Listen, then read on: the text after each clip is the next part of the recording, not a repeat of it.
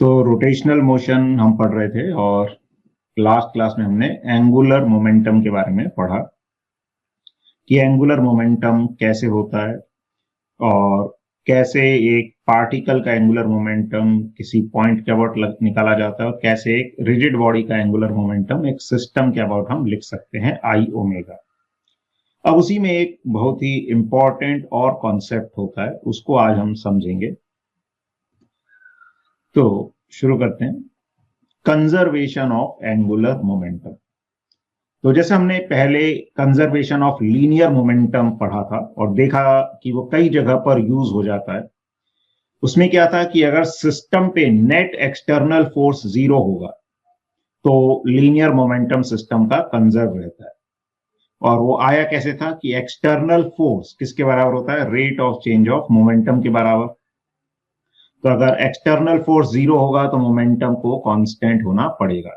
Similarly जैसे हमने देखा था कि जो टॉर्क है, हमने ये तो नहीं देखा था अभी तक DL by D T, torque हमने देखा था आई एल्फा होता है।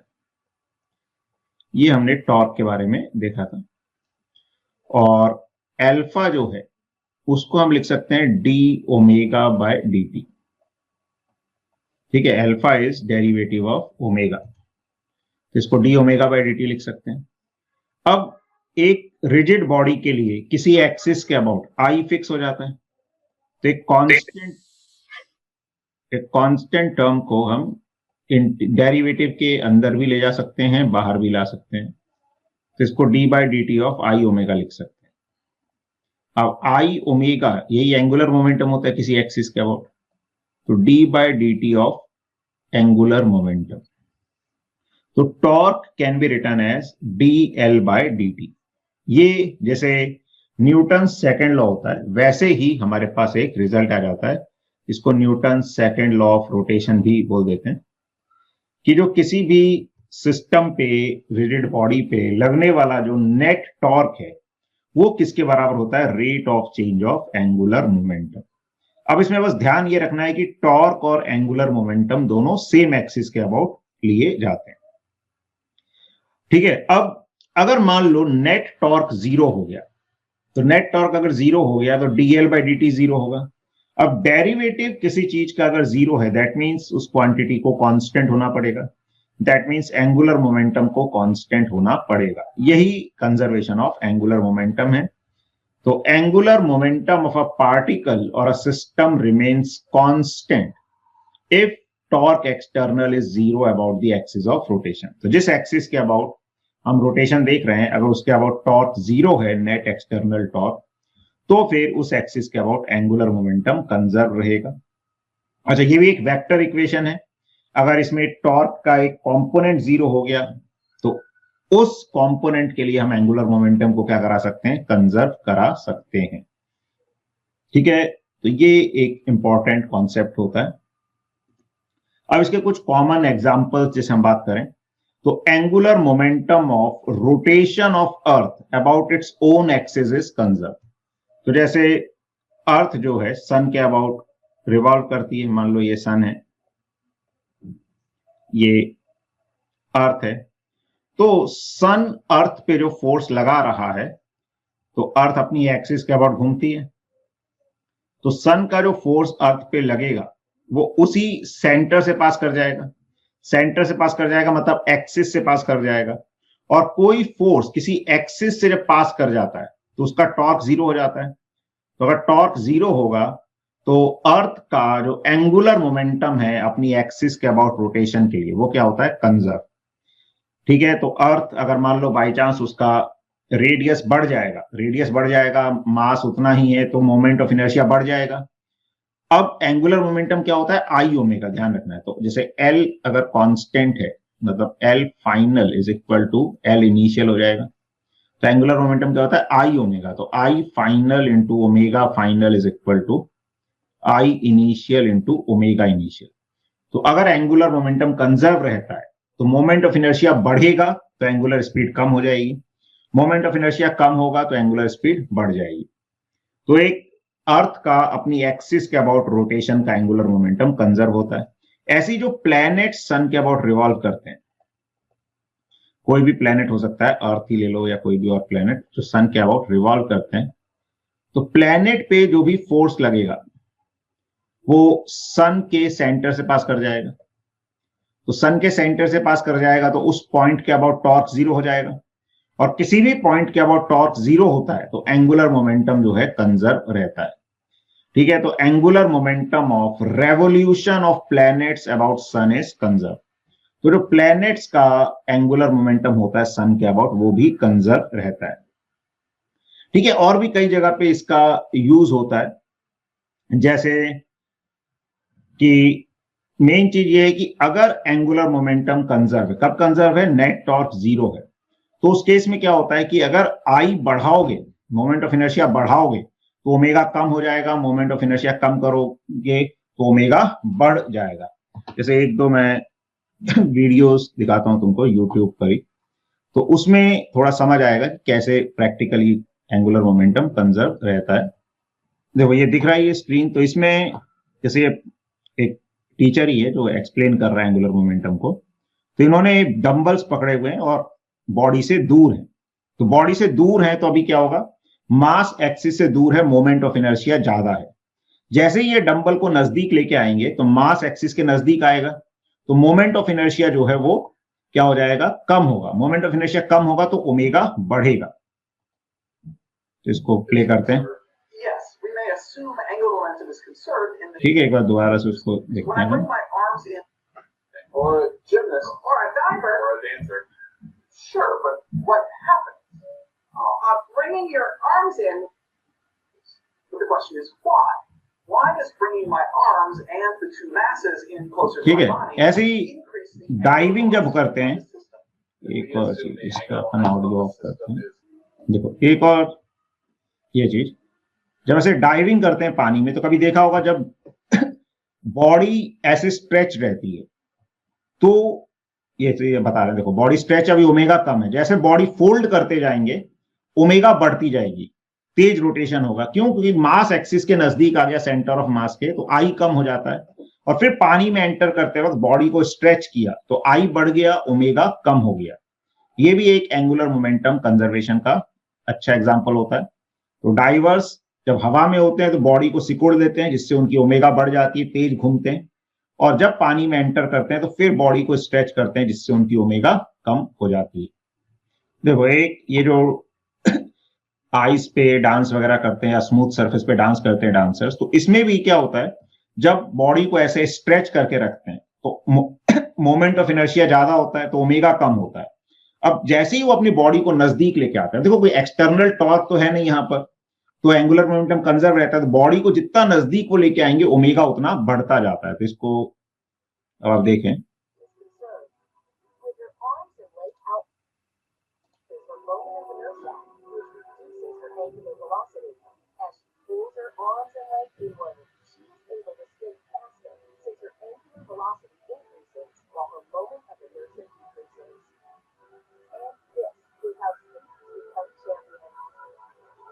ठीक है।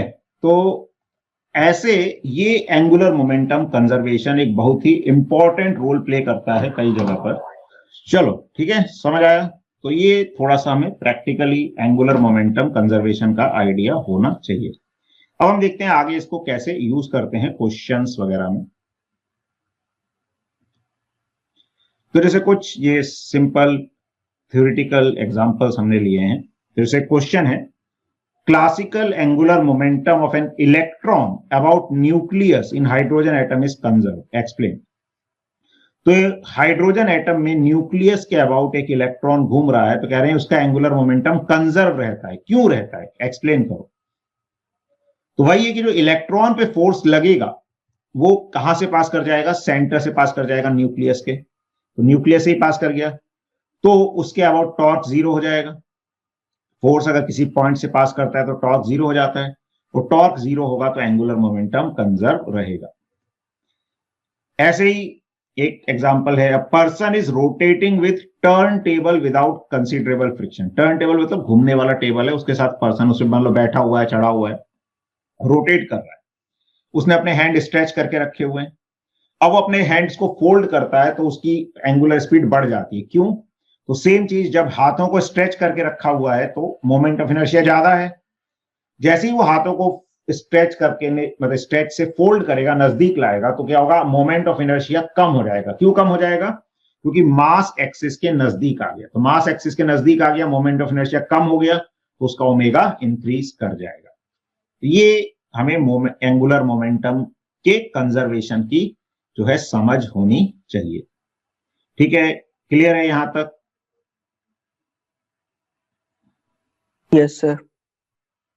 चलो अब देखते हैं कैसे न्यूमेरिकल्स या क्वेश्चंस वगैरह में इसको यूज किया जाता है।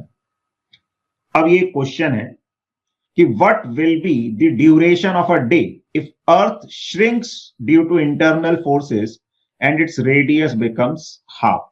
मान लो अर्थ किसी कारण से सिकुड़ जाती है और उसका रेडियस आधा हो जाता है और मास कांस्टेंट रहता है, तो एक डे की ड्यूरेशन क्या हो जाएगी? जैसे अभी 24 घंटे है, तो अगर बाई चांस मान लो किसी कारण से अर्थ सिकुड़ गई, उसका रेडियस आधा हो गया, मास वही है, तो क्या एक दिन की ड्यूरेशन होगी? कॉन्सेप्ट वही है कि अर्थ पे अगर कोई एक्सटर्नल और फोर्सेस नहीं है तो अर्थ का एंगुलर मोमेंटम अपनी खुद की एक्सिस के अबाउट कंजर्व रहता है।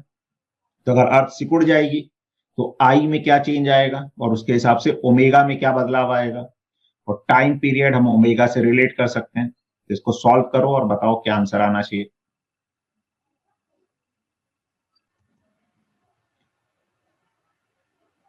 चलो तो एक बार देख लो इसको। तो देखो कॉन्सेप्ट यही है कि अर्थ का अपनी खुद की एक्सिस के अबाउट जो रोटेशन होता है उसके लिए एंगुलर मोमेंटम कंजर्व रहता है। तो I final into omega final is equal to I initial into omega initial हो जाएगा।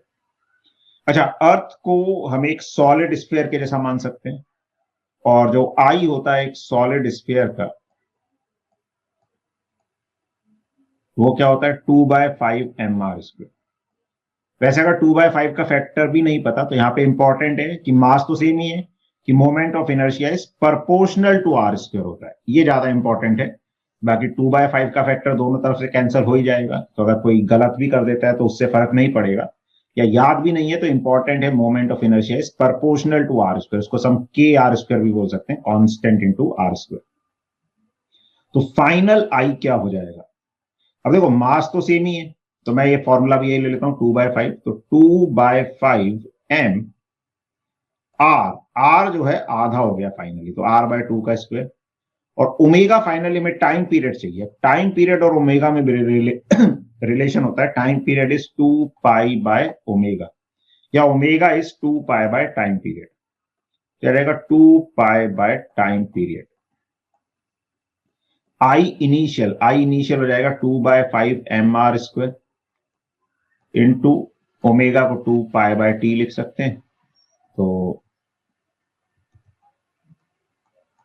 ठीक है ना, ये जो t है वो t होगा 24 आवर्स। तो 2/5 m कट गया, 2π से 2π कट गया, r² से r² भी कट जाएगा। तो यह रहेगा 1/4 t final is equal to 1/t। तो t final is equal to t/4। तो अभी करंट जो एक डे की ड्यूरेशन है, एक दिन की अवधि है, वो होती है 24 आवर्स। तो 24/4 6 आवर्स ये आ जाएगा टाइम पीरियड। तो एक दिन की जो अवधि है वो 6 घंटे की हो जाएगी अगर किसी कारण से अर्थ का मास सिकुड़, मतलब अर्थ का रेडियस कम हो जाता है, अर्थ सिकुड़ जाती है। ठीक है, तो ये आएगा। वैसे रेडियस कम होगा तो आई कम होगा, ओमेगा बढ़ेगा, वो तो हम वैसे ही बता सकते हैं, लेकिन एग्जैक्ट कैलकुलेशन करके ये आंसर हम निकाल सकते हैं। It would be 6 hours. ठीक है, तो सिंपल सा ही क्वेश्चन है, तो समझ आना चाहिए, कोई ज्यादा बड़ी बात नहीं है। आगे बढ़ते हैं।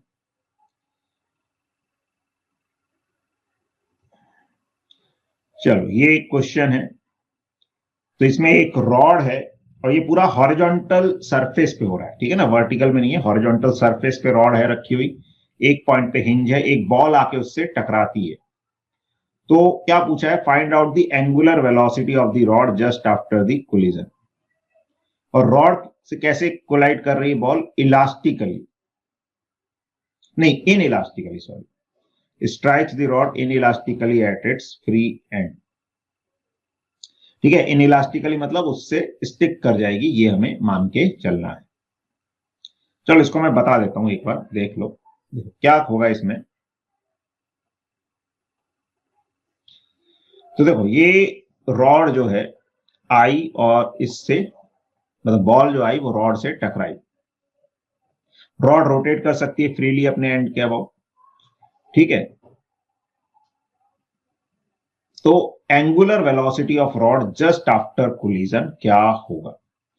तो यहां पर ये इनइलास्टिकली का मतलब है कि रॉड आके उससे क्या कर जाती है, स्टिक कर जाती है। तो चलो मैं यहीं पे सिचुएशन बना देता हूं, इसके जस्ट नीचे थोड़ा सा, मतलब आफ्टर कोलिजन क्या होगा। तो रॉड स्टिक कर गई, ठीक है, और ये पूरा सिस्टम अब रोटेशनल मोशन इसका मान सकते हैं हम, क्योंकि रॉड तो स्टिक कर गई है।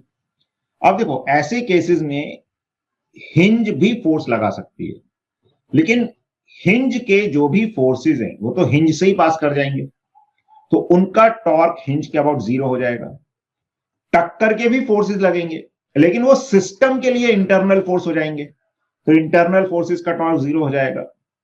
अब हॉरिजॉन्टल सरफेस पे हो रहा है मोशन, तो ग्रेविटी, नॉर्मल, ये सब तो वर्टिकल प्लेन में वो आपस में एक दूसरे को कैंसिल कर देंगे, उनका टॉर्क भी कैंसिल हो जाएगा। तो हिंज के अबाउट क्या है, नेट टॉर्क 0 होगा। हम किसी और पॉइंट के अबाउट देखेंगे तो हिंज के फोर्सेस का टॉर्क आ जाएगा। तो ऐसे केसेस में एंगुलर मोमेंटम कंजर्व भी कहां पे होगा, हिंज के अबाउट। तो since net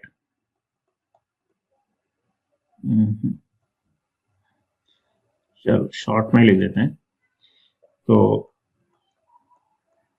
tau net is 0 about hinge, hinge के अबाउट टाउ नेट 0 हो जाएगा।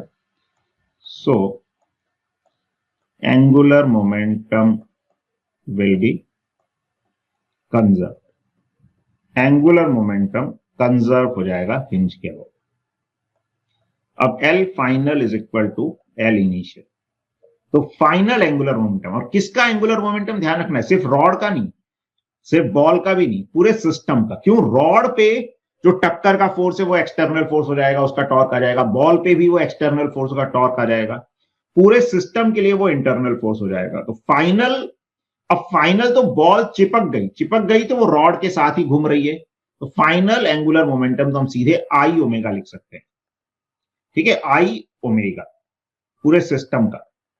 ठीक है, आई किसका लेना है, पूरे सिस्टम का, ध्यान रखना, रॉड का नहीं, रॉड और बॉल दोनों का।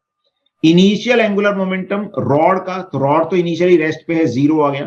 पार्टिकल का कैसे लिखा जाता है किसी पॉइंट के अबाउट, आर क्रॉस पी, वैसे ही लिखा जाएगा। अब देखो, आई में भी हम कई बार गड़बड़ करते हैं कि भैया एक बॉल आके टकरा गई तो टोटल मास हो गया 2m, रॉड का होता है ml²/3, तो m की जगह 2m कर दें, तो ऐसा नहीं। रॉड का मास तो यूनिफॉर्मली रॉड के अलाउंग डिस्ट्रीब्यूटेड है, तो उसका तो ml²/3 आएगा, लेकिन जो पार्टिकल आया या बॉल आई वो तो एक एंड पे आके चिपकी है ना, तो उसको एक पॉइंट मास की तरह ही ट्रीट करना है। तो रॉड का मोमेंट ऑफ इनर्शिया जो है रॉड का, वो हो जाएगा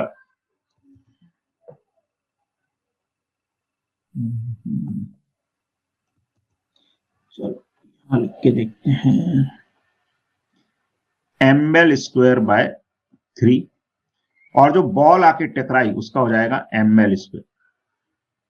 तो ये हो गया इनटू ओमेगा। और इनिशियल वाला जो r क्रॉस p है उसको हम r परपेंडिकुलर इंटू p बोल सकते हैं। तो जो पार्टिकल की लाइन ऑफ मोशन है वो तो यही है, उसकी परपेंडिकुलर डिस्टेंस जो है हिंज से वो तो l के बराबर ही होगी, तो वो सीधे आ जाएगा mu इंटू l।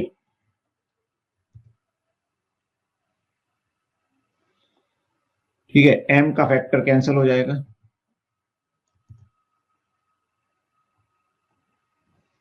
तो यहां से हमारे पास आ गया 4/3 L² omega is equal to u। ठीक है, तो क्या आएगा यहां पे,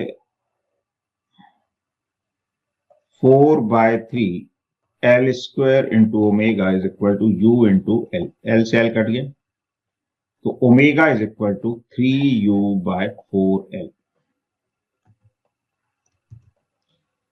तो इस तरह से एंगुलर स्पीड आ जाएगी रॉड की जस्ट आफ्टर कोलिजन।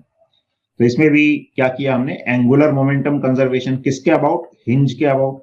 क्यों, क्योंकि हिंज फोर्सेस लगाएगी और उनका टॉर्क हिंज के अबाउट 0 हो जाएगा और बाकी सारे फोर्सेस का 0 होगा ही ऑलरेडी। तो इस तरह से हम हिंज के अबाउट एंगुलर मोमेंटम कंजर्व करके सॉल्व कर सकते हैं। सर हाँ। सर ये हिंज पे आपने टॉर्क नेट 0 कर दिया, तो सर इसमें रॉड का mg भी लग रहा होता तो सर उसका कुछ टॉर्क नहीं होगा? नहीं, तो ये हॉरिजॉन्टल सरफेस पे रखे हुए ना रॉड, तो mg तो ऐसे लगेगा अंदर की तरफ, वो नॉर्मल से बैलेंस हो जाएगा ना mg और नॉर्मल का। यस, अगर ये अच्छा हॉरिजॉन्टल पे है सर। वर्टिकल प्लेन में घूम रही होती तो mg का टॉर्क आता। यस तो सर। क्वेश्चन में दे रखा है हॉरिजॉन्टल प्लेन में है, ठीक है, एक्सिस ओके सर। वर्टिकल है।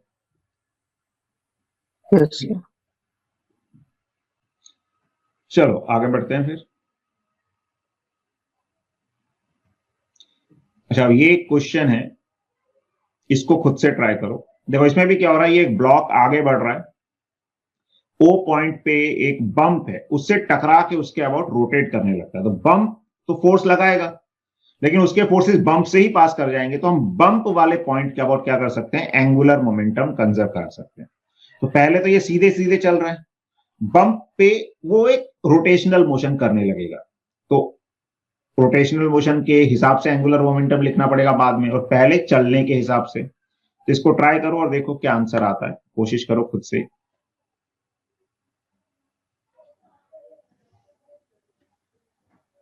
चलो एक बार देख लो क्या होगा।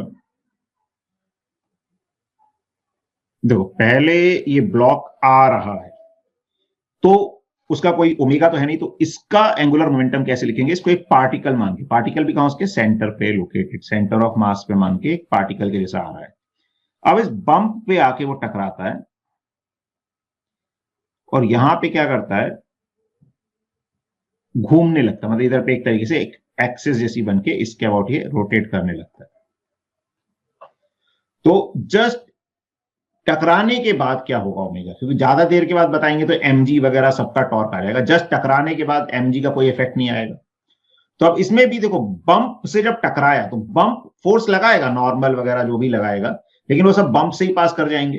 तो हम ओ पॉइंट के अबाउट एंगुलर मोमेंटम कंजर्व करा सकते हैं, torque about O will be 0। So ठीक है, तो angular momentum final is equal to angular momentum initial हो जाएगा अबाउट ओ। ओ पॉइंट के अबाउट इसको बराबर कर सकते हैं। अब बम्प से टकराकर तो वो प्योर रोटेशनल स्टेट में आ जाएगा, रोटेशनल मोशन जैसा होगा। तो रोटेशनल मोशन का एंगुलर मोमेंटम क्या होता है, आई ओमेगा। अब आई क्या होगा एक क्यूबिकल ब्लॉक का, तो देखोगे बहुत सरल था। हमने क्या बोला था, एक क्यूब है अगर, तो एक क्यूब को तो हम बहुत सारी प्लेट जैसा मान सकते हैं ना, रेक्टेंगुलर प्लेट जैसा। तो रेक्टेंगुलर प्लेट का जैसे मोमेंट ऑफ इनर्शिया लिखते हैं वैसे ही लिख सकते हैं। तो इस एक्सिस के अबाउट एक रेक्टेंगुलर प्लेट का मोमेंट ऑफ इनर्शिया हमने निकाला था, याद हो तो। हमने क्या बोला था, मतलब स्क्वायर प्लेट का, तो हमने बोला था अगर एक स्क्वायर प्लेट है तो इस एक्सिस के अबाउट क्या होगा, एक रॉड जैसा हो जाता है। तो अगर इसकी साइड L है तो ml स्क्वायर बाय 12, इस एक्सिस के अबाउट भी एक रॉड जैसा हो जाएगा, ml स्क्वायर बाय 12। तो ये जो परपेंडिकुलर वाली एक्सिस आएगी यहां से, इस एक्सिस के अबाउट क्या हो जाएगा, उसका सम हो जाएगा ml स्क्वायर बाय 6। अब हम बहुत सारी प्लेट एक के ऊपर एक रखते जाएं तो उसके अबाउट ml स्क्वायर बाय 6 आता है। ऐसे ही हमने एंड वाली एक्सिस के अबाउट भी निकाला था, ये वाला ml स्क्वायर बाय 3 होगा, ऐसे ये वाला भी ml स्क्वायर बाय 3 होगा, तो ये वाला 2 ml स्क्वायर बाय 3 होगा। तो ये वैसे ही ये बहुत सारी स्क्वायर प्लेट एक्चुअली इस एक्सिस के अबाउट रोटेट कर रही होंगी। तो इस एक्सिस के अबाउट जो मोमेंट ऑफ इनर्शिया होगा वो हो जाएगा 2 ml square by 3 into omega. देखो क्या फाइनल एंगुलर मोमेंटम आई ओमेगा। इनिशियली एक पार्टिकल जैसे मान के आर परपेंडिकुलर इनटू पी, तो ये इसकी लाइन ऑफ मोशन है और इसकी परपेंडिकुलर डिस्टेंस जो है ओ वाले पॉइंट से आर परपेंडिकुलर, वो L/2 के बराबर आ जाएगी, लेंथ का आधा। तो इनिशियली आर परपेंडिकुलर हो गया L/2 इंटू एम बी, तो आर परपेंडिकुलर इंटू पी, ये इनिशियल एंगुलर मोमेंटम हो गया। तो एम से एम कट गया, एल से एल कट गया, तो जो ओमेगा है वो आ जाएगा 3v/4l। तो 3v कितना है 2/4, l कितना है 30 सेंटीमीटर, यानी कि 30/100 मीटर। तो एक 0 काट दो, 3 से 3 काट दो, 2 से 4 काटोगे 2 बचेगा, 2 से 10 काटोगे 5 बचेगा। तो 5 रेडियन पर सेकेंड ये एंगुलर स्पीड आ जाएगी इस ब्लॉक की बम्प से टकराने के जस्ट बाद। एक बार देख लो, कोई भी कंफ्यूजन हो, दिक्कत हो, डाउट हो, पूछ लो। चलो आगे बढ़ते हैं। फिर ये क्वेश्चन है, इसको खुद से करो और देखो क्या आंसर आता है।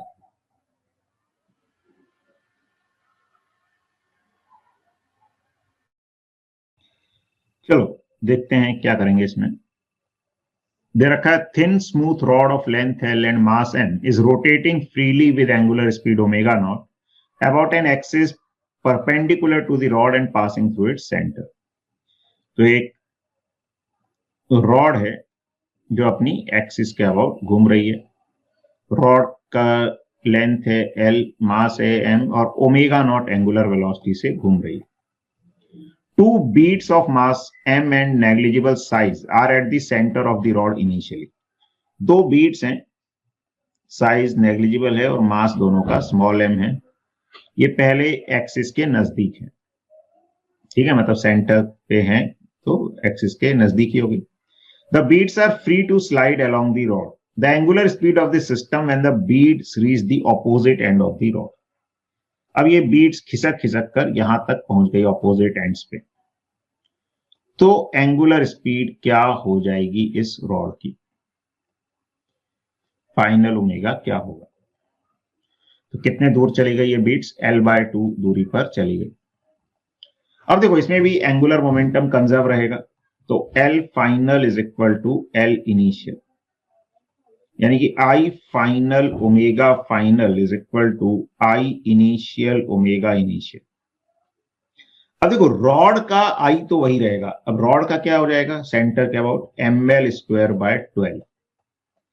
लेकिन अब बीड्स जब एंड पे चली गई तो उनकी दूरी एक्सिस से L/2 हो जाएगी, तो प्लस m इंटू L/2 का स्क्वायर, और दोनों का बराबर होगा मोमेंट ऑफ इनर्शिया, तो इंटू 2 कर देते हैं। तो this is final angular momentum into omega final जो हमें फाइंड करना है। इनिशियल एंगुलर मोमेंटम तो I जो है इनिशियल वो ml²/12 हो जाएगा रॉड का, और बीड्स सेंटर के नजदीक ही हैं तो उनके R को, डिस्टेंस को हम 0 मान सकते हैं, तो बीड्स का 0 ही हो जाएगा। तो ओमेगा नॉट दे रखा है इनिशियल एंगुलर वेलोसिटी, वो रख देंगे यहां पर। तो अब इसको सॉल्व कर लेते हैं। तो देखो ये आ जाएगा हमारे पास ml²/12 प्लस ये आएगा ml²/4 और एक 2 का फैक्टर कैंसिल हो जाएगा। ध्यान रखना यहां m अलग अलग है, काट मत देना। यह रहेगा ml²/2 into omega final is equal to ml²/12 into omega naught. L square cancel हो जाएगा सब तीन, है ना, और 2 का एक फैक्टर चाहो तो कैंसिल कर दो, ये 6 आ जाएगा, ये कट जाएगा, ये 6 आ जाएगा। अब एलसीएम ले लो, तो यह रहेगा m plus 6m/6 omega final is equal to capital M/6 omega naught. 6 भी कट गया अब यहां से, तो जो ओमेगा फाइनल है ये आ जाएगा m omega naught by capital M plus 6 times small m। तो this is the final angular velocity. तो देखोगे ऑप्शन 4 जो है वो इससे मैच करेगा। तो इस तरह से इस क्वेश्चन को सॉल्व कर सकते हैं। तो ऐसे क्वेश्चंस भी कॉमनली आ जाते हैं, मतलब ये काफी इंपॉर्टेंट कॉन्सेप्ट होता है एंगुलर मोमेंटम कंजर्वेशन। तो रोटेशन में एक ये काफी ज्यादा पूछे जाने वाला टॉपिक होता है। एक पूछा जाता है मोमेंट ऑफ इनर्शिया ज्यादातर निकालना, बाकी और भी चीजें पूछी जाती हैं, लेकिन एंगुलर मोमेंटम कंजर्वेशन भी एक मतलब इंपॉर्टेंट टॉपिक है एज पर कॉम्पिटिटिव एग्जामिनेशंस। ठीक है, तो सबको समझ आ गया होगा, है सिंपल सी चीजें, बस एक तो मोमेंट ऑफ इनर्शिया सही से लिखना आना चाहिए, फिर कैलकुलेशन में कोई गड़बड़ नहीं होनी चाहिए, बाकी आसानी से हम आंसर ऑब्टेन कर सकते हैं। चलो आगे बढ़ते हैं। ये एक और क्वेश्चन है, इसको ट्राई कीजिए और देखिए क्या आंसर आता है। अब इसमें भी क्या है, एक एक्स डिस्क घूम रही है, एक और उसके ऊपर रखी, दोनों कांटेक्ट में आके साथ में घूमने लगी। क्यों घूमने लगी? क्योंकि उनके बीच में फ्रिक्शन लगेगा, लेकिन पूरे सिस्टम के लिए कोई एक्सटर्नल फोर्स नहीं है, एक्सटर्नल टॉर्क नहीं है। तो पूरे सिस्टम का हम क्या करा सकते हैं, एंगुलर मोमेंटम कंजर्व करा सकते हैं। तो उससे फाइनल एंगुलर वेलोसिटी निकाल सकते हैं सिस्टम की, और फिर उसके बाद एनर्जी की जो बात कर रहे हैं उसको निकाला जा सकता है। तो ट्राई करो, देखो क्या होता है, आंसर आता है नहीं आता है आपका।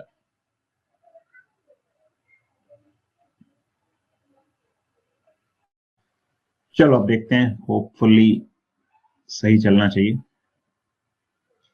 तो एक डिस्क है, I1 इसका मोमेंट ऑफ इनर्शिया है और ये ओमेगा 1 से घूम रही है। एक दूसरी डिस्क है जिसका मोमेंट ऑफ इनर्शिया है I1/2 और ये ओमेगा 1/2 से घूम रही है। ठीक है, दोनों की एक्सिस कॉमन है। अब दोनों को एक दूसरे के कांटेक्ट में लाया जाता है और इनके बीच में जो भी फ्रिक्शन वगैरह है, फ्रिक्शन ही लगेगा बेसिकली, जिसके कारण ये कॉमन एंगुलर वेलोसिटी अटेन कर लेते हैं। अब बाकी वैसे तो वो फ्रिक्शन लग रहा है, लेकिन पूरे सिस्टम के लिए इंटरनल फोर्स है, तो हम एंगुलर मोमेंटम कंजर्व करा सकते हैं। और देखो रिलेटिव मोशन हो रहा है, तो फ्रिक्शन कैसा लगेगा, काइनेटिक, और उसका वर्क नेगेटिव होगा, तो एनर्जी रिड्यूस करेगा वो सिस्टम की। तो फाइनल एनर्जी कम होगी इनिशियल से, तो आंसर नेगेटिव आएगा। बाकी आंसर में उसका मैग्नीट्यूड दिया हुआ है। तो पहले तो हम फाइनल ओमेगा निकाल लें। अच्छा देखो, मोमेंट ऑफ इनर्शिया में तो कोई चेंज नहीं आएगा भाई, डिस्क टच भी कर गई तो भी मोमेंट ऑफ इनर्शिया तो उनका सेम रहेगा। तो पहले हम एंगुलर मोमेंटम कंजर्वेशन करें, L final is equal to L initial. तो फाइनल जो एंगुलर मोमेंटम है वो क्या हो जाएगा, फाइनल मोमेंट ऑफ इनर्शिया वही दोनों का ऐड हो जाएगा, I1 प्लस I1/2, तो 3I1/2 into omega. Initially I1 omega 1 एक का हो जाएगा, प्लस I1/2 ओमेगा 1/2 दूसरे का हो जाएगा। तो ये हमारे पास क्या आ जाएगी इक्वेशन, यहां से एक काम करता हूं मैं, I1 कैंसिल ही कर देता हूं। ठीक है, तो 3/2 omega is equal to 5/4 omega 1। तो जो ओमेगा फाइनल है, ओमेगा 1 जो है, नहीं ओमेगा 1 तो इनिशियल है, ओमेगा जो फाइनल है वो आ जाएगी हमारे पास, ये एक 2 का फैक्टर कैंसिल कर दो यहां पे, तो 5/6 ओमेगा 1। अब ई फाइनल माइनस ई इनिशियल पूछा है, तो पूरे सिस्टम की फाइनल काइनेटिक एनर्जी तो हाफ आई क्या हो जाएगा सिस्टम का, 3/2 I1 इंटू ओमेगा फाइनल का स्क्वायर, ओमेगा फाइनल हो गया 5/6 ओमेगा 1 इसका स्क्वायर, और आई मतलब इनिशियल काइनेटिक एनर्जी, ई इनिशियल क्या होगा, तो हाफ I1 ओमेगा 1 स्क्वायर, ये तो पहली डिस्क की, plus half I1/2 into omega 1/2 का स्क्वायर, ये दूसरे डिस्क की काइनेटिक एनर्जी। अब इसको सॉल्व करते हैं, तो ये आएगा यहां पे 3/4 I1 और ये आ जाएगा 25/36 ओमेगा 1 स्क्वायर, माइनस ये आ जाएगा half I1 omega 1 square plus 1/16 I1 omega 1 square. ठीक है, 3 से इसको काट देते हैं 36 को, तो ये बचेगा 12। तो 12 और 4 48, एलसीएम ले लेते हैं। ठीक है, I1 ओमेगा 1 स्क्वायर कॉमन ले लेते हैं। अब ऊपर क्या बचेगा, यहां से बचेगा 25 माइनस यहां से 48 एलसीएम ले चुके हैं, तो बचेगा 24 माइनस यह बचेगा 16, 3 या 48 होता है, तो -3, तो 25 माइनस 27, तो -2/48 I1 ओमेगा 1 स्क्वायर। तो 2 से 48 काटोगे तो 24 आ जाएगा। तो आंसर फोर्थ आएगा। फोर्थ भी एक्चुअली मैग्नीट्यूड आएगा। अब देखो, अगर प्लस और माइनस में ऑप्शन होते तो हमको माइनस वाला सेलेक्ट करना पड़ता। सारे ऑप्शन पॉजिटिव हैं, इसलिए हमें उसका मैग्नीट्यूड देख लेंगे। ठीक है, तो ऐसा नहीं कि छोड़ दे हम क्वेश्चन, तो हो भी सकता है ये क्वेश्चन बोनस हो जाए एग्जामिनेशन में, या क्योंकि ऐसा कुछ है नहीं कि ऑप्शन मैच नहीं कर रहा, ऑप्शन तो मैच कर रहा है, बस माइनस साइन आना था। लेकिन सारे ऑप्शंस पॉजिटिव दिए हैं, तो हम ये समझ सकते हैं कि वो मैग्नीट्यूड पूछना चाहते हैं, चेंज इन एनर्जी। तो इस तरह से हम इसको सॉल्व कर सकते हैं। तो आई होप ये समझ आ गया होगा सबको। किसी को कोई कंफ्यूजन हो, डाउट हो तो पूछ सकता है अभी भी। चलो, इसके बाद अब हम बात करते हैं combined translational and rotational motion. तो हमने जैसे शुरू में डिस्कस किया था कि रिजिड बॉडी के मोशन को हम 3 पार्ट्स में डिवाइड कर देते हैं। एक प्योर ट्रांसलेशनल मोशन, एक प्योर रोटेशनल मोशन और एक combined translational and rotational motion. ठीक है, अच्छा, अब भव्या पूछ रही पिछले केस में नेगेटिव क्यों आ रहा है। नेगेटिव इसीलिए आ रहा है क्योंकि सिस्टम की काइनेटिक एनर्जी लॉस होगी, क्योंकि काइनेटिक फ्रिक्शन लग रहा है। जब दोनों बॉडीज एक दूसरे में घिसटती हुई चलेंगी तो फ्रिक्शन उस सिस्टम की एनर्जी लॉस कराएगा, इसलिए फाइनल एनर्जी इनिशियल से कम आएगी और E final minus E initial negative आएगा। ठीक है, चलो, तो combined translational and rotational motion में क्या होता है, तो ये जनरल मोशन जो कोई भी बॉडी का है उसको हम combined translational and rotational motion बोलते हैं। जैसे एक गाड़ी चल रही है, गाड़ी का जो पहिया है, व्हील है, वो अपनी एक्सिस के अबाउट घूम भी रहा है और गाड़ी के साथ साथ आगे भी बढ़ रहा है। तो गाड़ी के एक्सिस का क्या हो रहा है, ट्रांसलेशन, और उसके अबाउट बॉडी का रोटेशन। मान लो एक पंखा बस में लगा हुआ है, बस चल रही है, पंखा घूम रहा है, तो पंखे का अपनी एक्सिस के अबाउट क्या होगा, रोटेशनल मोशन, और बस के साथ साथ क्या होगा, ट्रांसलेशनल मोशन होगा। तो अब ऐसे मोशन को अगर हम ग्राउंड के फ्रेम में देखें तो बड़ा अजीब सा होगा। क्यों, जैसे मान लो एक वही व्हील की बात करें कि एक व्हील की एक्सिस आगे बढ़ रही है और व्हील घूम भी रहा है, तो उसके सरफेस का कोई भी पॉइंट देखेंगे, जैसे ये वाला पॉइंट इधर है, वो थोड़े समय बाद ऊपर जाएगा, फिर नीचे जाएगा, ऐसे ऐसे कुछ मोशन होगा। अब ना तो ये स्ट्रेट लाइन मोशन है, ना पैराबोलिक मोशन है, ना सर्कुलर मोशन है, तो उसको एनालाइज करना हमारे लिए थोड़ा टिपिकल हो जाता है। तो हम मोशन को 2 पार्ट में डिवाइड कर देते हैं। कैसे, एक तो हम किसका मोशन देख लेंगे कि भाई सेंटर का या एक्सिस का मोशन देख लेंगे, वो तो स्ट्रेट लाइन में जा रही है, और एक्सिस के अबाउट हर पॉइंट का कैसा मोशन हो रहा होगा, सर्कुलर मोशन हो रहा होगा। या फिर हम फैन की बात करें तो एक फैन बस में लगा हुआ है, अब बस जा रही है सीधे रास्ते पे, तो हमने अपने एक दोस्त को बस में बैठा दिया। ठीक है, अब वो दोस्त को पंखा कैसे दिखाई दे रहा है, उसको सिर्फ घूमता हुआ दिखाई दे रहा है, तो वो पंखे को सर्कुलर मोशन से उसकी हर पोजीशन को बता सकता है, कहां पे होगी वो पोजीशन। और उस दोस्त की पोजीशन हम ग्राउंड से बता सकते हैं कि भैया बस इतनी वेलोसिटी या एक्सेलरेशन से जा रही है, तो टी टाइम में उसकी पोजीशन क्या होगी, वेलोसिटी क्या होगी, सब चीजें हम बता सकते हैं। तो ऐसे मोशन को हम 2 पार्ट्स में डिवाइड कर देते हैं समझने के लिए।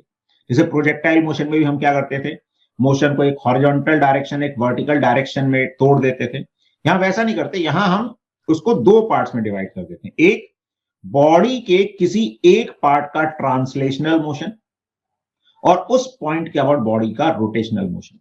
मोस्ट ऑफ द टाइम जो पॉइंट हम लेते हैं जिसका ट्रांसलेशनल मोशन लेते हैं, वो सेंटर ऑफ मास होता है, क्योंकि सेंटर ऑफ मास का मोशन एक्सटर्नल फोर्सेस से डिसाइड होता है, इंटरनल फोर्सेस उसको अफेक्ट नहीं करते। तो मोस्ट ऑफ द टाइम वो सेंटर ऑफ मास होता है, या कई बार अगर सेंटर ऑफ मास के अलावा और कोई कन्वीनियंट पॉइंट है जिसका मोशन हम ग्राउंड के रिस्पेक्ट में आसानी से बता सके। अब बोलोगे सर ऐसा कैसे, तो ऐसा ऐसे हो सकता है कि मान लो एक बस है, बस में एक रॉड है, रॉड इस एक्सिस के अबाउट घूम रही है ऐसे, और बस चल रही है। तो अब इसमें बस चल रही है तो ये जो हिंज है ये तो बस के साथ साथ चल रही है, और रॉड का मोशन उसके सेंटर ऑफ मास में बताने की बजाय इस हिंज के रिस्पेक्ट में ज्यादा आसानी से हम बता सकते हैं। तो इस केस में हम क्या देख लेंगे, इस हिंज वाले पॉइंट का ट्रांसलेशनल मोशन देख लेंगे और उसके अबाउट रॉड का रोटेशनल मोशन। तो जो भी हम देखेंगे अपनी सुविधा के लिए देखेंगे। तो अगर कुछ नहीं दिया होता है तो centre of mass most of the time देखा जाता है, बाकी अगर और कोई पॉइंट कन्वीनियंट है मोशन को एनालाइज करने के लिए तो हम उसको देखेंगे, क्योंकि हम ये सब काम कर ही इसलिए रहे हैं कि मोशन को हम आसानी से समझ सकें। ठीक है, तो चीजों को कॉम्प्लिकेट नहीं करना है, जितना सिंपल हो सके उतना सिंपल हमें करते हुए चलना है। तो क्या कह रहे हैं, the general motion of a rigid body can be thought of as a sum of two independent motion. दो इंडिपेंडेंट मोशन की तरह उसको सोचा जा सकता है। A translation of some point of the body plus a rotation about this point. ठीक है, तो किसी एक पॉइंट का ट्रांसलेशनल मोशन और उस पॉइंट के अबाउट रोटेशनल मोशन। और जो मोस्ट कन्वीनियंट चॉइस होती है पॉइंट की वो क्या होती है, centre of mass of the body, as it greatly simplifies the calculation. देखो इसको हम एक एग्जांपल से यहां पे समझते हैं। मान लो एक रॉड है, ठीक है, तो ये इसका एक पॉइंट है ए, ये एक पॉइंट है बी, ये इसका सेंटर है सी। तो रॉड के सेंटर की वेलोसिटी है v और रॉड घूम भी रही है। कोई एक्सटर्नल फोर्स या टॉर्क नहीं है, तो v और ओमेगा क्या रहते हैं, कांस्टेंट।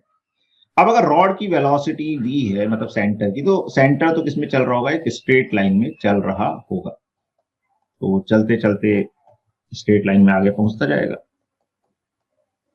लेकिन रॉड घूम भी रही है। तो थोड़े समय के बाद अगर हम इस रॉड को देखेंगे तो ये रॉड कुछ ऐसी हो जाएगी, ए वाला पॉइंट यहां, बी वाला यहां, सी यहां। तो सी तो v वेलोसिटी से जा ही रहा है और रॉड अपनी एक्सिस के अबाउट घूम रही है। थोड़े और समय के बाद देखेंगे तो रॉड ऐसी हो जाएगी, ये ए वाला पॉइंट, ये बी वाला पॉइंट, ये सी वाला पॉइंट, ये सेंटर की वेलोसिटी v और ये उसके अबाउट ओमेगा। फिर थोड़े और आगे देखेंगे तो रॉड ऐसी हो जाएगी, ए बी ये सी, सेंटर ऐसे जा रहा है, रॉड ऐसे घूम रही होगी। ठीक है, तो अगर ए वाले पॉइंट या बी वाले पॉइंट को देखोगे तो बड़ा अजीब सा मोशन हो रहा है, उसका कॉम्प्लिकेटेड सा मोशन होगा। ठीक है, तो वो हम डायरेक्टली एनालाइज करें तो वो पॉसिबल नहीं हो पाता, क्योंकि हम लिमिटेड कर्व्स की इक्वेशन जानते हैं, उनको सॉल्व करना जानते हैं। अभी हमने क्या क्या सीखा, सिर्फ स्ट्रेट लाइन, पैराबोलिक, सर्कुलर। ठीक है, इससे ज्यादा हम सीखेंगे भी नहीं। ठीक है, तो मोशन को फिर हम क्या करते हैं, बहुत ज्यादा मैथमेटिकल उसमें जाने की बजाय कि हम हर तरह के कर्व को समझें, उसकी इक्वेशन लिखें, इसकी वजह हम मोशन को ही दो पार्ट में डिवाइड कर देते हैं। तो हमने क्या किया, एक सेंटर का मोशन देखा कि भैया सेंटर तो कैसे जा रहा है, स्ट्रेट लाइन पे। तो हम सेंटर को किसी भी टाइम पे बता सकते हैं, टी टाइम में कितना आगे बढ़ जाएगा, वी टी आगे बढ़ जाएगा। ठीक है ना, सेंटर की वेलोसिटी हमेशा वी ही रहेगी, और सेंटर के अबाउट वो घूम रहा है, तो हर पॉइंट का कैसा मोशन होगा, सर्कुलर मोशन होगा। तो सेंटर के रिस्पेक्ट में हम किसी भी पॉइंट की वेलोसिटी बता सकते हैं कि सर्कुलर मोशन में वेलोसिटी क्या होती है, ओमेगा आर। एक्सेलरेशन बता सकते हैं ओमेगा स्क्वायर आर, इस तरह से। और उन दोनों को ज्वाइन कर देंगे, ज्वाइन कर दो डायरेक्ट, मतलब अपनी वेक्टर एडिशन कर देंगे उन दोनों चीजों का, तो हमें किसी भी पॉइंट की वेलोसिटी, पोजीशन, एक्सेलरेशन, सब चीजों का आइडिया हमें मिल जाएगा। जैसे चलो कोई अगर हमसे पूछ ले कि भैया टी टाइम पर ए की पोजीशन क्या होगी, ठीक है, तो ए की पोजीशन किसी भी टाइम टी पर क्या होगी। मान लो ये इनिशियली ओरिजिन ही मान ले यहां से। तो देखो क्या हो रहा है, अब सेंटर को देखो, पहले सेंटर कैसे जा रहा है, स्ट्रेट लाइन में। तो सेंटर टी टाइम में कितना आगे बढ़ जाएगा, तो v वेलोसिटी से जा रहा है सेंटर और कांस्टेंट वेलोसिटी से जा रहा है, तो टी टाइम में सेंटर आगे बढ़ गया vt। ठीक है, तो हमने क्या देखा, एक सेंटर के मोशन को अलग देखा। अब सेंटर के अबाउट, मान लो तुम सेंटर पे ही बैठे हुए हो रॉड को, तो तुम ठीक है, रॉड के सेंटर पे बैठे हुए हो तुम। अब तुम्हें तो रॉड सिर्फ घूमते हुए दिखाई दे रही है ना। अब तुमको ये नहीं पता चल रहा कि सेंटर चल रहा है या नहीं चल रहा, तुम खुद ही सेंटर पे बैठे हुए। तो तुमको क्या दिखा कि भैया रॉड घूम रही है, कितनी एंगुलर वेलोसिटी से घूम रही है, ओमेगा से। टी टाइम में कितना एंगल रोटेट कर जाएगी, ओमेगा टी एंगल रोटेट कर जाएगी। ठीक है, ओमेगा टी रोटेट कर गई। अब हमसे कोई पूछे कि भाई ए वाले पॉइंट का क्या डिस्प्लेसमेंट होगा टी टाइम में, तो ये वाली जो दूरी है, अब ये आधी लेंथ जो है रॉड की L/2 उसका कंपोनेंट आ जाएगी। जिस लाइन से एंगल थीटा होता है वहां कॉस थीटा कंपोनेंट आता है, उसके परपेंडिकुलर साइन थीटा। तो ये जो लेंथ है ये आ जाएगी L/2 साइन ओमेगा टी। ऐसी बी वाला पॉइंट देखें तो वो थोड़ा पीछे चला जाएगा, इतना ही, L/2 साइन ओमेगा टी। तो सेंटर के रिस्पेक्ट में ए वाला पॉइंट राइट की तरफ खिसक गया, कितना, L/2 sine omega t. Y coordinate भी बता सकते हैं, वाई कोऑर्डिनेट उसका मतलब ये वाला हो जाएगा, तो L/2 कॉस ओमेगा टी। ठीक है, ऐसी बी वाले पॉइंट का भी बता सकते हैं।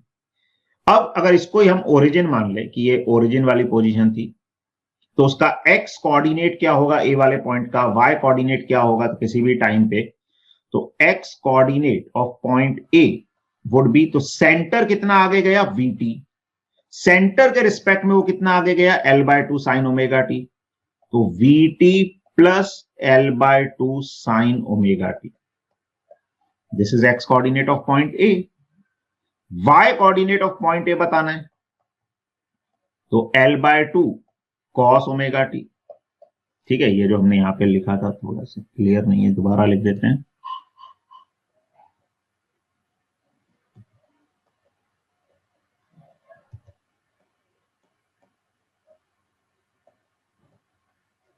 ठीक है, ऐसी बी वाले पॉइंट का अगर पता ना हो, और देखो अब ये सिर्फ ये इसी पोजीशन का नहीं है जहां पे मैंने ड्रॉ कर रहा हूं, ये कहीं भी देख लो, बस टाइम सब्स्टिट्यूट करोगे तो उस टाइम के हिसाब से अपने आप वो रॉड, चाहे ये फर्स्ट वाली पोजीशन में आ जाएगी, सेकंड में, थर्ड में, अपने आप टाइम के साथ sign omega T cos omega T बदलते रहेंगे, और उसके हिसाब से हमें रॉड की जनरल पोजीशन हर पॉइंट की, मतलब ए वाले, बी की, सी की, सबकी मिलती जाएगी। एक्स कोऑर्डिनेट ऑफ बी लिखना है, तो बी का एक्स कोऑर्डिनेट बताओ क्या आएगा, कोई बताएगा जल्दी से? Sir VT minus L/2 sine omega T. Good, तो यह आ जाएगा VT minus L/2 sine omega T. और y कोऑर्डिनेट क्या आ जाएगा बी वाले पॉइंट का?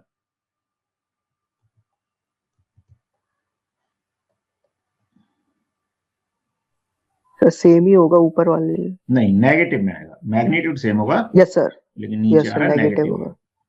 तो minus L/2 cos omega T. ठीक है, इसका ये मतलब नहीं कि वो हमेशा नेगेटिव आएगा, ये टाइम के रिस्पेक्ट में ऐसा आ रहा है। अब जैसे कॉस ओमेगा टी, टाइम बढ़ेगा तो कॉस की वैल्यू, एंगल की वैल्यू 0 से 90, 180 इस तरह से जाएगी। अब जैसे ही कॉस कौन से क्वाड्रेंट में आएगा, थर्ड क्वाड्रेंट में आएगा, कॉस खुद नेगेटिव हो जाएगा तो वाई कोऑर्डिनेट पॉजिटिव हो जाएगा। जैसे देखोगे थोड़े समय बाद बी का वाई कोऑर्डिनेट पॉजिटिव हो जाएगा। तो ये हमने जनरल एक पोजीशन देखी किसी टाइम पर, उससे जनरल रिलेशन लिख दिए। तो हम किसी भी टाइम पर ए की पोजीशन बता सकते हैं, बी की बता सकते हैं, सेंटर की तो VT के बराबर ही हो जाएगी।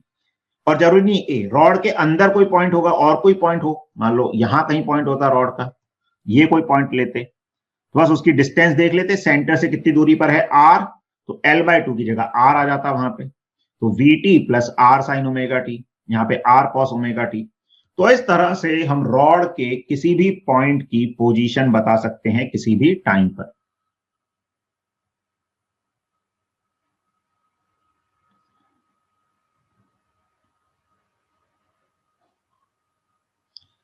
ठीक है, तो इस तरह से ये बताया जा सकता है। अब इसी में अगर मान लो हमसे कोई वेलोसिटी पूछ लेता कि ए वाले पॉइंट की वेलोसिटी क्या होगी, ठीक है, तो एक तो इसको डिफरेंशिएट करके भी बताया जा सकता है।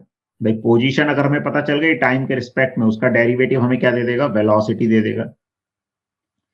या फिर हम क्या कर सकते हैं, वेलोसिटी भी डायरेक्टली जैसे पोजीशन बताई वैसे ही बता सकते हैं। तो मान लो ये जो इनिशियल पोजीशन ही थी रॉड की, इसकी वेलोसिटी v है, ओमेगा से घूम रहा है, ये सेंटर, ये A, ये B। इसी वक्त अगर वेलोसिटी की बात करें तो देखो velocity of point A with respect to ground क्या होगा। अब जो हमने थोड़ा रिलेटिव में सीखा था वो यहां फिर से यूज होगा कि velocity of A with respect to centre, क्योंकि सेंटर के रिस्पेक्ट में हम बता सकते हैं बॉडी सर्कुलर मोशन कर रही है, plus velocity of centre with respect to ground. तो क्या करना है, वेक्टर एडिशन। तो सेंटर के रिस्पेक्ट में ए वाला जो पॉइंट है वो क्या कर रहा है, सर्कुलर मोशन कर रहा है। तो सर्कुलर मोशन कर रहा है, तो सर्कुलर मोशन में किसी भी पॉइंट की वेलोसिटी क्या होती है, ओमेगा आर, और उसका रेडियस L/2 हो जाएगा, तो omega L/2। This is velocity of point A with respect to centre, और इसमें सेंटर की वेलोसिटी v ऐड हो जाएगी। तो ये ए वाले पॉइंट की वेलोसिटी आ जाएगी इस इंस्टेंट पे। बी वाले पॉइंट की देखेंगे तो घूमने के कारण ओमेगा L/2 पीछे आएगी, और सेंटर की v, वेक्टर एडिशन कर रहे हैं तो v आगे ही ऐड होगी। तो वेलोसिटी ऑफ ए अगर बात करें इस इंस्टेंट पे, तो ओमेगा L/2 प्लस v आ जाएगी राइट की तरफ, और बी वाले पॉइंट की दोनों ऑपोजिट में है तो माइनस कर देंगे, तो v माइनस ओमेगा L/2 आ जाएगी राइट की तरफ।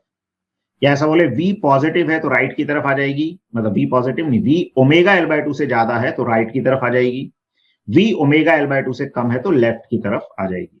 ठीक है, अब ये तो हो गई इनिशियल स्टेट पे। किसी और टाइम पे कोई पूछ ले तो कैसे, इस तरह से कैसे बताई जा सकती है कि भाई रॉड ऐसी हो गई किसी टाइम पर।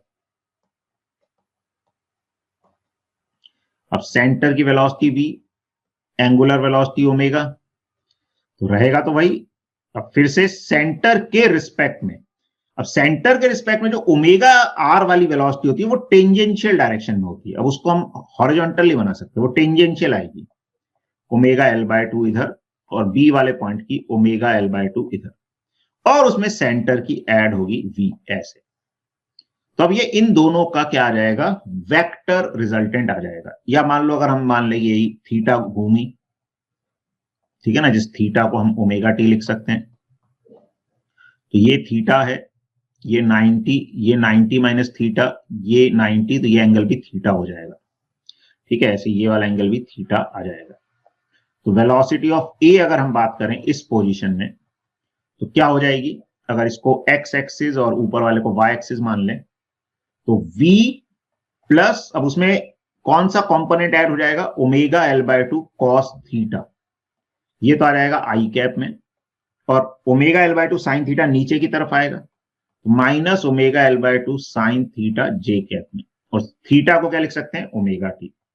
ऐसी बी वाले पॉइंट की देखेंगे तो क्या आ जाएगी, v minus omega L/2 cos theta I cap, और साइन थीटा वाला कंपोनेंट जे कैप में आ जाएगा। तो ऐसे किसी भी टाइम पर वेलोसिटी लिखी जा सकती है। अच्छा, एक और चीज, एसिलरेशन भी कई बार पूछ लेते हैं। तो अगर एसिलरेशन की बात करें तो एसिलरेशन में भी हमें यही करना पड़ेगा।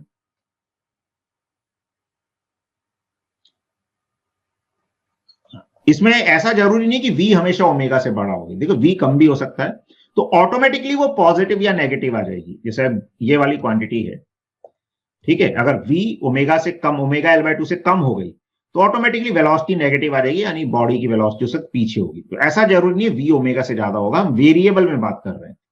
और ये जो हमने रिजल्ट लिखा है वेरिएबल में, तो हमने क्या बोला, v minus omega L/2 right की तरफ होगी। अब अगर ये टर्म पॉजिटिव आ गई यानी कि उस पॉइंट की वेलोसिटी राइट की तरफ ही होगी। पॉजिटिव कब आएगी, v ओमेगा L/2 से ज्यादा हो जाएगा। अगर नेगेटिव हो गई, v ओमेगा L/2 से कम हो गया, तो लेफ्ट की तरफ नेट वेलोसिटी आ जाएगी।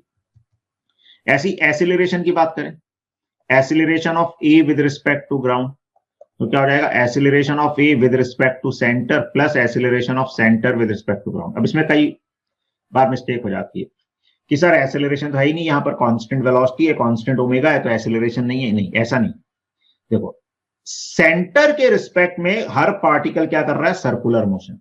तो सर्कुलर मोशन बिना एसिलरेशन के तो हो ही नहीं सकता ना, तो उसमें टेंजेंशियल और रेडियल दो एसिलरेशन होते हैं। तो अल्फा 0 है तो टेंजेंशियल एसिलरेशन 0 है, लेकिन ओमेगा है तो ए का सेंट्रिपिटल एसिलरेशन तो है। कितना है centripetal acceleration, omega square R L/2। ऐसे बी का भी सेंट्रिपिटल एसिलरेशन है ओमेगा स्क्वायर L/2। हाँ, सेंटर का कोई एसिलरेशन नहीं क्योंकि सेंटर कांस्टेंट वेलोसिटी से जा रहा है। तो acceleration of A omega square L/2 होगा, कहां की तरफ, टुवर्ड सेंटर। ठीक है, तो एसिलरेशन भी कैसे देखना है, सेंटर के रिस्पेक्ट में प्लस सेंटर का ऐड कर देंगे। तो सेंटर के रिस्पेक्ट में हर पार्ट क्या कर रहा है, सर्कुलर मोशन, तो सर्कुलर मोशन के अकॉर्डिंग उनका एक्सेलरेशन देखना है। तो बी वाले पॉइंट का क्या हो जाएगा, omega square L/2 towards centre. तो इस तरह से हम अलग अलग पॉइंट की वेलोसिटी बता सकते हैं, पोजीशन बता सकते हैं, एक्सीलरेशन बता सकते हैं। तो ये हमें थोड़ी सी अंडरस्टैंडिंग होनी चाहिए। अब ये तो हमने एक रॉड के लिए बात किया, बाकी ज्यादातर क्वेश्चंस में स्फेरिकल सर्कुलर ऑब्जेक्ट्स आते हैं, तो वो वाले केसेस हम नेक्स्ट क्लास में डिस्कस करेंगे कि उनमें इन्हीं चीजों को कैसे लिखा जाता है। तो आज की क्लास यहीं पे हम खत्म करेंगे।